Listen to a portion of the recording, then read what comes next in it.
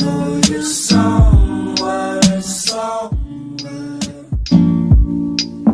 I'm trapped in. Bonjour, donc ici Julie de zenotravail.fr. Donc voilà, aujourd'hui on va parler des jeunes diplômés.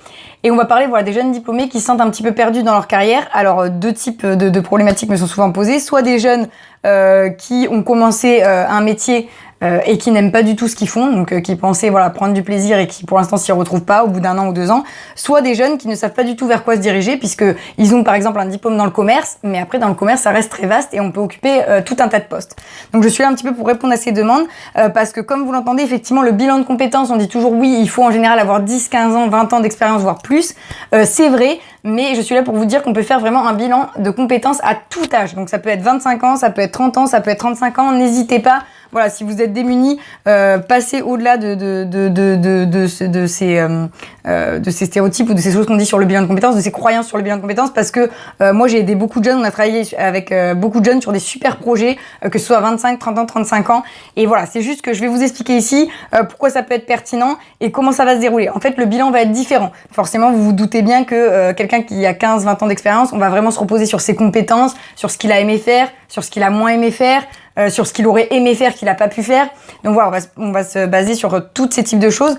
Effectivement, sur les jeunes diplômés, on va pas se baser sur ça, on va pas partir sur les mêmes types d'outils pour le bilan de compétences. Mais il n'empêche que ça apporte vraiment beaucoup de choses parce que dans un premier temps, on va prendre la personnalité. Donc on va servir des outils de personnalité, ça va nous permettre de se concentrer un petit peu sur qui vous êtes. Voilà. Quel type de personne vous êtes, quel type de poste pourrait vous correspondre en fonction de votre personnalité. Parce que même si, comme on le dit, on vient dans le milieu professionnel en laissant, entre guillemets, ses problèmes personnels ou sa personnalité de côté pour s'adapter au poste, on vient toujours en tant que personne, on est quand même un système et on vient toujours en tant que personne dans notre société, donc avec nos envies, avec les choses qu'on aime moins. Donc c'est important de les cerner. Donc les outils de personnalité vont vous permettre par exemple de voir si vous êtes quelqu'un de très réaliste, par exemple qui a besoin d'être dans le concret, de toucher les choses, d'être plutôt vers des métiers concrets. Ou au contraire des gens plutôt dans la relation, plutôt dans l'abstrait, plutôt dans le social, à aider les gens, voilà. Ou plutôt du côté investigateur, c'est-à-dire du côté recherche, des gens qui aiment bien rechercher de l'information, qui aiment bien, être peut-être dans les métiers peut-être comme la recherche, au CNRS, ou du côté en tout cas réflexion et moins production. Des gens qui sont plutôt entreprenants, donc qui ont envie, qui ont envie d'avoir le lead, un peu de créer des projets, donc qui vont avoir besoin d'avoir des postes peut-être plus capés. Des gens qui vont être au contraire plus conventionnels, plus dans le cadre, qui vont avoir besoin qu'on les assiste, qu'on les encadre dans leurs projets. Des gens qui vont être plutôt artistiques, donc plutôt sur la création, qui vont avoir besoin de beaucoup de laisser place à leur créativité. Voilà, donc tout ça pour vous dire que le grand 1, ça va être vraiment votre personnalité, ça va être précieux pour vous parce que même si on se connaît, ça va vous aider vraiment à comprendre ce qui est intéressant dans votre personnalité et ce qui pourra vous permettre d'être épanoui dans votre travail en tant que personne. La deuxième chose, ça va être vraiment des outils d'orientation. Donc il y a des outils d'orientation exceptionnels et fantastiques qu'on a au jour d'aujourd'hui. Par exemple, moi c'est un outil que j'aime beaucoup, c'est Inforizon.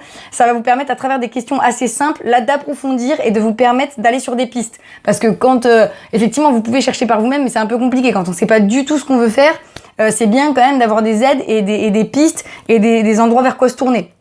Donc là, ça va vous permettre d'avoir ça avec des questions assez simples, du type n'importe quoi. Est-ce que vous aimez réparer ou bricoler des choses ou des objets?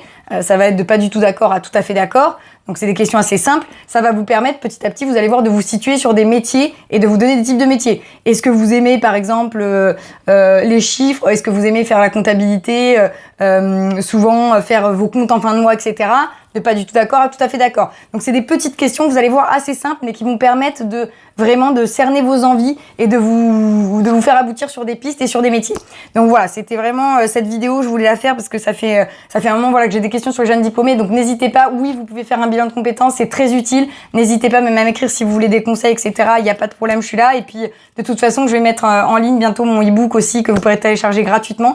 Donc n'hésitez pas pour ça à vous abonner à la chaîne, cliquez sur le petit bouton en bas à gauche pour pouvoir le recevoir. Et où je vais parler de plein d'outils qui vont pouvoir vous aider pour faire le point sur votre carrière, donc que vous soyez jeune ou moins jeune, mais de voir si les objectifs que vous fixiez au départ sont toujours là, sont toujours atteints, et si vous avez plus la même motivation, plus la même envie pour aller au travail, trouvez des pistes pour vous permettre de retrouver cette niaque. Voilà, je vous dis merci pour l'écoute, n'hésitez pas à vous abonner, comme je dis, pour être au courant de mes vidéos, et puis pour le e-book qui pourra télécharger gratuitement, et je vous dis merci à tous pour votre écoute, et je vous dis à très bientôt. Salut!